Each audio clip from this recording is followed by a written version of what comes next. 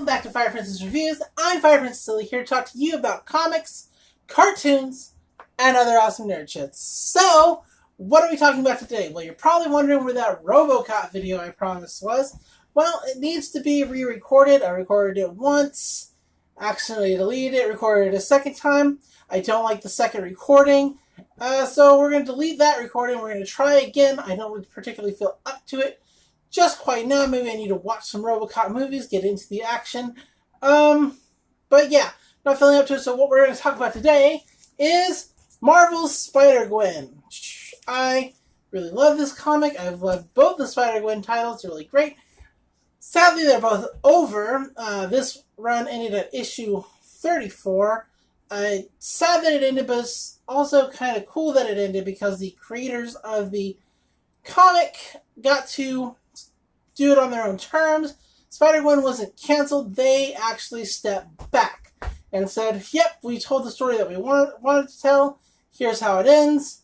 Cool deals. I hope you really enjoyed the character. Expect to see her in other stuff because she's super popular. And so we'll wait for whatever cool Spider-Gwen stuff is supposed to come out and whenever it comes out. Anyway, we'll talk about a little bit more about that later.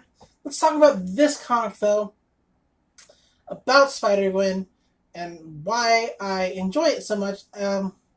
Actually, I know for a fact we've talked about Spider-Gwen before because we're just getting into the Gwenom stuff. But for those of you who don't know, Spider-Gwen is a Gwen Stacy from Earth 65. The main universe takes place in Earth 616, and it's a little different than the main universe, our technical universe. Well, the main universe. We'll just say the main universe, 616.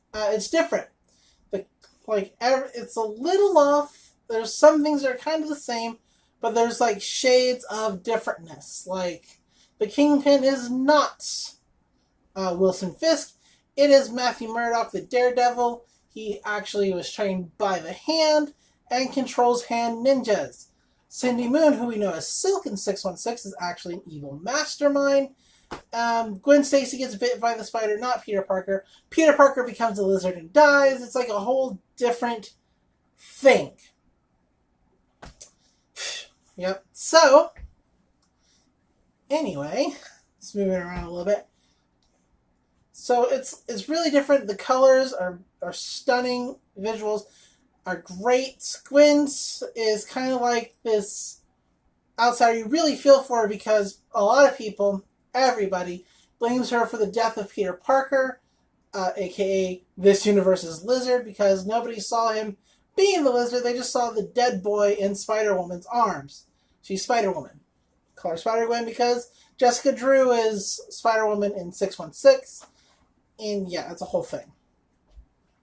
So we go through that. Her father, Captain Gwen Stacy, he's still a cop in this universe, nearly dies. The Rhino attempts to kill him at the orders of Matthew Murdock. And it's about this time that Gwen, who has lost her spider powers, comes in contact with Venom, or the symbiote. Become Gwenom. It's really cool. The symbiote in 65 is a little different than the symbiote in 616, or at least different than Eddie Brock's symbiote, in that it doesn't just... It works kind of like a symbiote's supposed to. Symbiotes aren't supposed to be like a whole separate entity kind of thing. It kind of works a little bit like that for her at first, but she slowly gets into it and they sort of become like a whole persona. On top of that, not only can she do the cool black tendril things, she can make it into spiders, micro spiders, and it's kind of creepy, kind of cool. Her entire Gwenom suit is got fucking teeth. It's so boss. Ah, love it so much. So Gwen's out for revenge against the Rhino and ultimately the Kingpin, Matthew Murdock, who's kind of had her on his beck and call because he was supposed to be looking out for her father, who was in prison for hiding the identity of the Spider-Woman. There's a whole thing. It's all kind of mystery time. Mystery Mystery theater, sort of. I don't know how else to put it. Anyway, so yeah, she disobeys Matthew Murdock, which is what gets her father in trouble in the first place. And yeah, so that's what happens. So she goes and she doesn't kill the rhino. She critically wounds him. And she goes after Matthew Murdock, and she doesn't kill him either. She doesn't even kill the Punisher, who has been trying to kill her. He's like, I understand that you're not the problem anymore. The problem is the Kingpin. Of course it is. It's always been like, I really don't like Frank Castle in any universe, it seems. Not a single one. 616, 65, 38, none of them. I don't like him. He's a dickhole. Moving on. So she gets in a fight with Matthew Murdock, doesn't kill him. She instead tries to take the high road. She actually offers herself up to the police because she's still wanted for the crimes, the death of Peter Parker and a bunch of other different stuff. She can't separate from the Venom symbiote. They're like super bonded together in a lot of different ways. And so she goes to a shield prison, which is like a lot more in control of things than Shield in 616. It's really weird. They try to give her a contract so she doesn't have to be in prison. She rejects it. She decides she's gonna do her time because her case fails terribly, even with Jessica Walters on her side. That's the Incredible She-Hulk. Her case still goes super poorly. But she does it. She gets out, and she does it the way she wants to. She does it right. Her father gets out of the hospital after being in a coma for so long.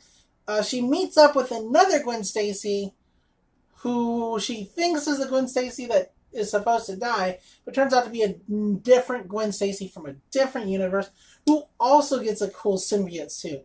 Like, the multiverse in Marvel is so widespread, weird, and fascinating.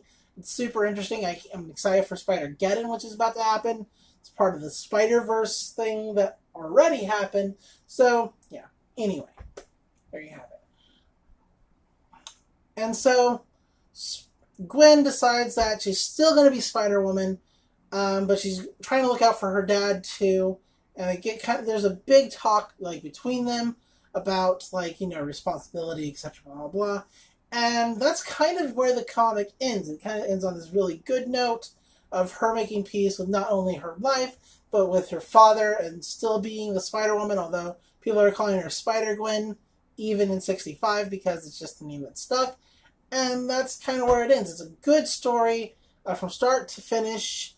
I suggest you read it. If you haven't read it already, I've just basically outlined the entire thing in the broadest of paint strokes that I possibly could, that I felt were good. The art is incredible. I really like this representation of Gwen.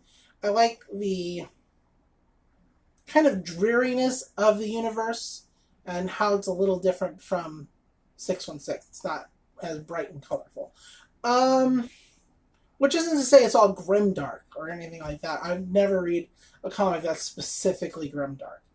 So, I mentioned that, the creator said to look out for other things. She's going to be in Spider-Gwen, and she's coming back in her own series, Spider-Gwen, aka Ghost Spider, in October. So look forward to that.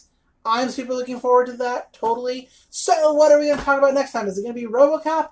No, it's not going to be RoboCop. Instead, we're going to be talking about, the previews. That's right, came out, new month, new stuff. What did I get? What am I getting? I don't know. You'll have to tune in next week and find out. And that's our video. That's our time. So until the next video, love comics, love cartoons, and I'll see you then. Bye!